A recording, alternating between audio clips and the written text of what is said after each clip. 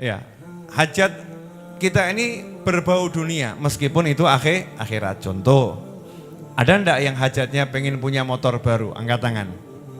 Ojo sini tuh ya. Nambah motor boleh ndak? Boleh. Pengen punya motor baru? Angkat tangan. Ada ya? Alhamdulillah. Ada yang hajatnya pengen punya rumah? Ada ndak? Angkat tangan. Walaupun ndak punya, angkat tangan saja ya. Ojo nanggung-nanggung. Ada ndak yang hajatnya pengen punya mobil? Angkat tangan. Wis pokoknya apik-apik kabeh kok ya. Ini kan semua hajat-hajat akhirat karena kita niat motor untuk cari nafkah. Motor buat nyenangkan anak istri keliling jalan-jalan yang halal. Motor buat berangkat pengajian.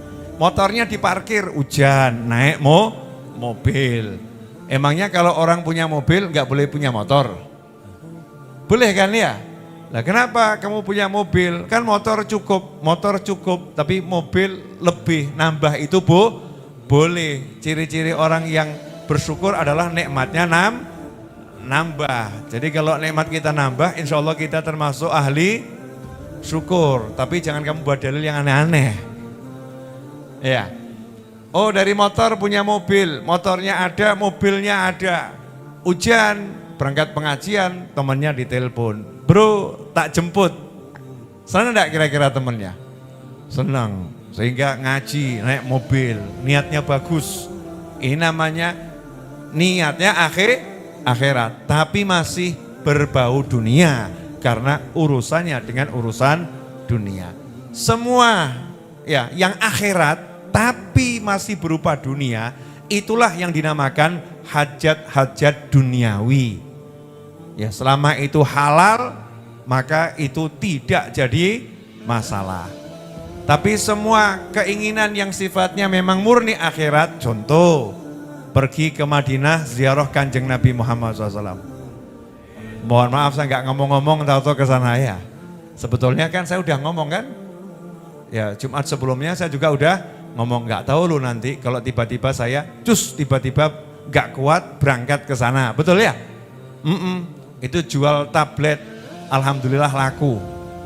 Ya, alhamdulillah laku. Bisa berangkat pergi ziarah ke Madinah.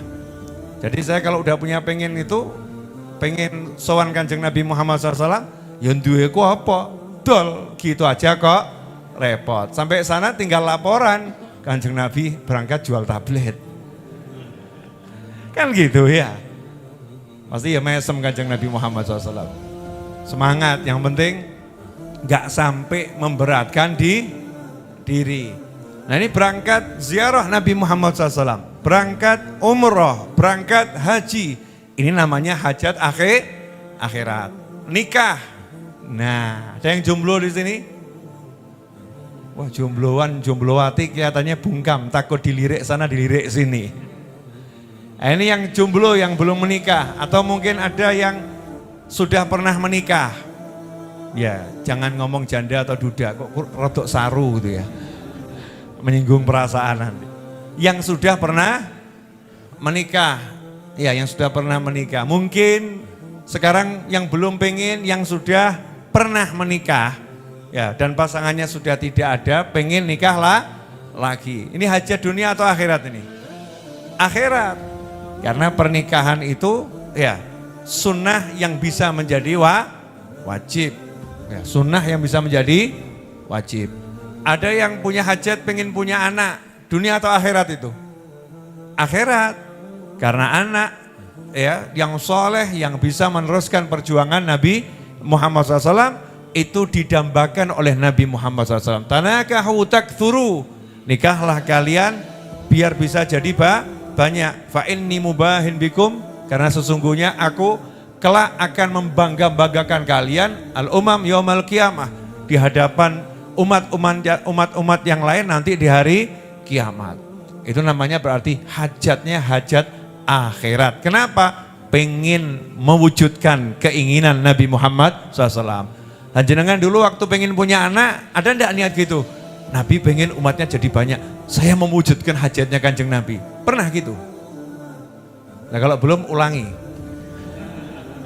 Ya, niat lagi. Ya minta anak lagi. Saya mewujudkan hajatnya Nabi Muhammad sallallahu alaihi wasallam. Itu semua namanya akhirat. Nah, gimana caranya biar hajat itu terpenuhi? Baik itu hajat dunia maupun hajat akhirat. Ya dunia jelas tadi ya, semuanya terkait akhirat. Walaupun terkait akhirat itu disebut dunia kalau wujudnya dunia, tapi itu halal dan itu bernilai akhirat. Udah jelas ya? Nah, gimana caranya biar kepegang tuh hajatnya? Pengen punya motor, dapat. Pengen punya mobil, dapat. Pengen punya rumah, dapat. Yang hajatnya akhirat, pengen nikah, dapat. Iya, pengen haji, dapat. Pengen umroh, dapat. Caranya bagaimana? Alhamdulillah, Tuhan itu hanya satu, nggak ada yang lain. La ilaha illallah. Bayangkan kalau Tuhan itu dua. Kamu minta sama Tuhan satunya nolak. Diveto sama Tuhan satunya. Tok. Susah tuh doa terkabul. Betul kan ya? Makanya Allah itu hanya satu. La ilaha illallah. Enggak ada Tuhan kecuali Allah. Yang ada hanya Allah. Qul huwallahu ahad. Nah, Allah yang Maha Esa, satu-satunya Tuhan di jagat raya yang menciptakan segala makhluknya. Allahnya bilang, ud'uni astajib lakum. Panggil aku, minta sama aku jawab panggilan kalian. Berarti kalau punya hajat, yang paling gampang ngapain? Nyari atau doa? Nyari atau doa? Ayo, nyari atau doa? Daripada kamu cari capek-capek sama Allah gak dikasih. Jadi bagusnya gimana? Saya kasih permisalan. Ya, ini rada gak enak sih ya, tapi gak apa-apa, harus dijelaskan. Kalau gak dijelaskan nanti gak paham-paham. Boleh ya? Saya mau menjelaskan apa juga saya belum paham. Yang penting ngomong dulu. Contohnya belum ada, perpanjangan waktu. Ya, kalau ngajarkan gak boleh mikir. Nah, contoh. Ya, contoh. Di depan ada toko roti Alibaba. Ya, toko roti Alibaba. Pemiliknya saya. Di toko roti itu sudah ada beberapa jenis roti. Roti semir, roti coklat, ya, roti keju, ada. Jenengan pengen. Pemiliknya saya, tokonya di depan. Kalau jenengan kenal saya, enaknya gimana? Ke toko depan atau ngomong ke saya? Normalnya orang kan ke toko depan ya. Toko depan, permisi, beli, betul? Ya itu normal, itu jalur memang harusnya begitu. Tapi jangan lupa, pemiliknya saya. Dan jenengan capek-capek ke sana, saya bilang, yang satu itu jangan dijualin. Gimana? Kalau kasusnya begitu gimana? Mumet enggak? Loh, saya bawa duit tuh, saya udah di toko. Kata bapak, Anda tidak boleh beli di toko ini. Sold out, semua sudah laku. Nah ini masih banyak barangnya, iya, sudah dibeli Ustadz Iis. Gimana kalau begitu? Pulang dengan tangan hampa atau bawa sesuatu? Tangan hampa. Kenapa? Sombong. Aku punya uang. Aku tahu tokonya, aku bisa jalan. Saya lihat, enggak ya. Emangnya dengan duitnya dia bisa. Emangnya dengan kekuatannya dia bisa. Dia lupa yang punya toko aku. Halo, toko, tutup sekarang juga. Tok. Beli roti. Yang jaga ada di dalam, Ustadz Iis yang jaga. Ustadz beli roti. Bisa baca enggak? Apa? Baca. Tutup. Kan barusan buka. Iya barusan. Barusan juga saya tutup. Lu saya mau beli. Datang saja besok pagi. Saya mau nanya. Kalau begitu rasanya hati gimana itu? Enak atau enggak enak? Enggak enak. Beda itu. Mas Agus Mazid dari Jogja. Telepon saya. Habib, siap. Saya mau beli rotinya ada. Enggak ada tapi saya akan adakan. Yang punya saya kok. Pesannya apa? Oh saya senang sama beliau gitu kan ya. Pesannya apa? Roti semir sekian, ini sekian. Oke. Ya saya telepon Ustadz Iis yang jaga toko. buatkan roti sekarang. Mau dilembur kayak mau ngapa, yang penting jadi sekarang. Kerahkan semua anak-anak, buatkan roti. Kenapa bisa begitu? Karena yang mau beli hubungi yang punya, betul. Dan yang punya baik hati. Akhirnya diambil alih, kamu duduk saja di Jogja, biar aku yang urusi. Betul atau betul? Betul atau betul? Biar saya yang kirimkan Mas Agung berangkat ke Jogja, bawa mobil, antar ini ke rumah Mas Agus. Mas Agus duduk di rumah, modalnya cuman telepon. Saya mau nanya, bisa nggak begitu terjadi? Bisa atau sering? Bisa atau sering? Sering. Kamu saja pakai itu aplikasi apa itu namanya? Ya itulah yang pokoknya itu. Nanti kan saya iklan nggak dibayar ya. Beli-beli online tuh loh ya. Kamu nggak datang ke tokonya, modal taktik diantar sampai rumah, betul? Nah ini metode nomor 1 yang paling penting, hubungi yang punya. Nah, yang punya jagat raya Allah Ta'ala, kita enggak, ya aku pinter dagang, aku pinter usaha, aku pinter ini, nyombongkan diri, Allah lihat, sombong dia. Capek ke pasar keliling, sama Allah ditutup kerannya, krek. Orang yang lihat walaupun promosinya luar biasa, iklannya luar biasa, Allah katakan sama hatinya orang yang mau beli, jangan beli.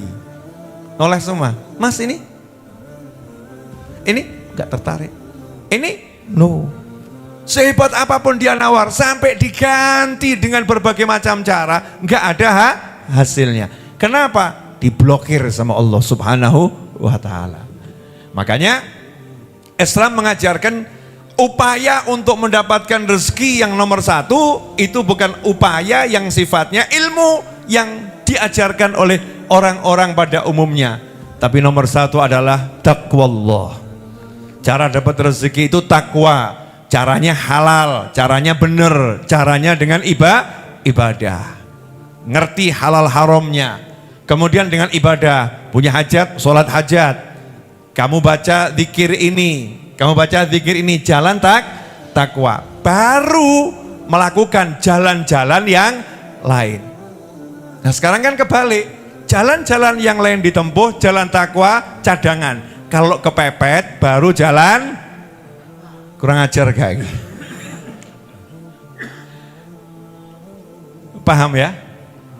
Jadi jalan takwa ini justru jalan yang the best, yang terbaik, yang benar, itu yang andalkan. Kemudian jalan yang lain tempuh dengan dibalut takwa. Pergi ke pasar pakai takwa, ya, pergi ke toko roti pakai takwa, pergi ke showroom pakai takwa, pergi ke dealer pakai takwa, pakai takwanya. Tapi nomor 1 takwa yang sifatnya sholat hajat, yang sifatnya sholawat, zikir, jalankan ya, jalankan. Kenapa? Karena yang punya adalah Allah Subhanahu wa Ta'ala. Maka ilmunya para wali adalah gimana caranya minta sama Allah Ta'ala.